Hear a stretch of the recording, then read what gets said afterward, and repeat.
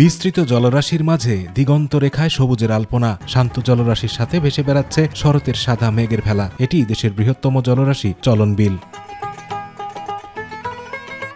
প্রাকৃতিক সম্পদে পরিপূর্ণ এই বিলটির বর্ষা এলেই বিশালতা বৃদ্ধি পায়। পানিতে টইটুম্বুর হয়ে ওঠে পুরো বিল এলাকা। আর 2 থেকে 3 মাস এই বিলকে কেন্দ্র করেই জীবিকা নির্বাহ করে কয়েক লাখ মানুষ। জ্যৈষ্ঠ আষাঢ় মাসে পানি আসার সাথে সাথে হলো রিং জাল, তারপরে দোয়ার, এইগুলি দিয়ে মাও মাছ মারিয়ে সাফ করে হেলায়। বিলে কচুরিপানা দিয়ে ভরে যাচ্ছে এবং হলো শামুক ও ঝিনুক নিধন, এ কারণে হলো জীব বৈচিত্র্যের উপর প্রভাব ফেলছে। চায়না কিছু জাল আছে, বাদাই জাল, এগুলো দিয়ে আষাঢ় মাসে দেখা যাচ্ছে পোনা মাছগুলো, মা মাছগুলো ধরে নিচ্ছে। জায়গায় জায়গায় বাঁধ দেওয়া হচ্ছে, অবৈধ নির্মাণ করা হচ্ছে। এজন্য আস্তে আস্তে আমাদের এই চলন বিলের একটা ভালো একটা পরিবেশ ছিল, সেই পরিবেশটা নষ্ট হয়ে যাইতেছে। জেলেরা জানান, বানের পানি এলেও আগের মতো দেশীয় মাছের দেখা মেলে না। হারিয়ে গেছে 40 থেকে 50 প্রজাতির দেশীয় মাছ, জলজ প্রাণী ও উদ্ভিদ। শোল, বোয়াল, পুঁটি, বংশ ইসে মাছ, মনে করেন নৌকা বোধে, এখানেই নৌকা বোধে মাছ মারছি আমরা। এখন সে মাছ একটাও নাই। এখন বিদায় অন্য কোনো পেশা বেছে নিয়েছি। যখন ছোট ছিলাম তখন চাচারা বাবারা তখন মাছ ধরতো, আমরা সাথে মাছ ধরতাম, অনেক মাছ হতো। আর এখন মনে করেন তেমন মাছ পাওয়া যায় না। এক নৌকা শামুক মারলে 3000-4000 টাকা পাওয়া যায়। এখন বিলে আর মাছ নাই, তাই বিধায় মানুষ শামুক মারে। ওয়ালটন এখন দেশের সীমানা পেরিয়ে পৌঁছে গিয়েছে 50টিরও বেশি দেশে।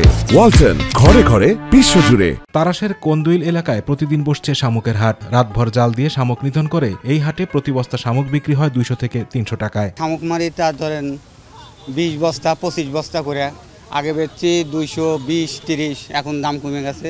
চলন বিলে আমরা সবাই যাইলে পরিবার আমরা মাছ মারতাম, এখন ধরেন মাছ শাক নাই, এই কারণে আমরা বাধ্যমূল্যকে শামুক মারা বেছে নিচ্ছি। চলন বিল এলাকায় বিভিন্ন স্থাপনা নির্মাণ করায় দিন দিন সংকুচিত হচ্ছে বিলের আকার, যার প্রভাব পড়ছে বিলের পরিবেশ ও জীববৈচিত্র্যে। শামুক ঝিনুকটা যদি মানুষ আহরণ করে অন্য কোনো কাজে ব্যবহার করে, সেটা থেকে কিন্তু মাটির একটা যে ভারসাম্য, সেটা সম্পূর্ণটাই নষ্ট হয়ে যায়। আর ভারসাম্য নষ্ট হলে, এক সাইড থেকে নষ্ট করলে, সেটার যে ইফেক্ট চারদিক দিয়েই পড়বে। শামুক ও ঝিনুক আহরণের একটা বিষয়, এটা হচ্ছে যে আমার কাছে এই তথ্যটি সুস্পষ্ট ছিল না। সেক্ষেত্রে যদি এরকম কোনো বিষয় সামনে উঠে আসে, সেক্ষেত্রে আমরা ব্যবস্থা নিব। কারণ যদি ব্যাপক হারে এটা উত্তোলন করা হয়, তাহলে সেক্ষেত্রে প্রাকৃতিক যে ভারসাম্য আছে সেটা কিন্তু বিনষ্ট হওয়ার একটা সম্ভাবনা দেখা দিচ্ছে।